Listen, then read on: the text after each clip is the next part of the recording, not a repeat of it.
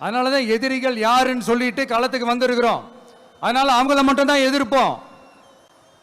அதுவும் அந்த எதிரிகள் யாரு இப்போ இங்க 2026 சட்டமன்ற தேர்தலில் களத்தில் இருக்கிறாங்களோ அவங்கள மட்டும் தான் எதிர்ப்போம்.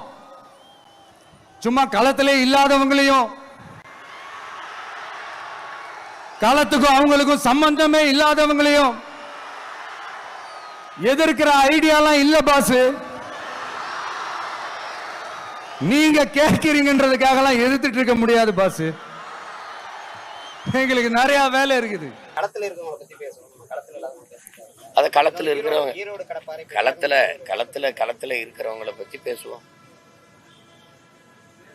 களத்துல யார் இருக்கா?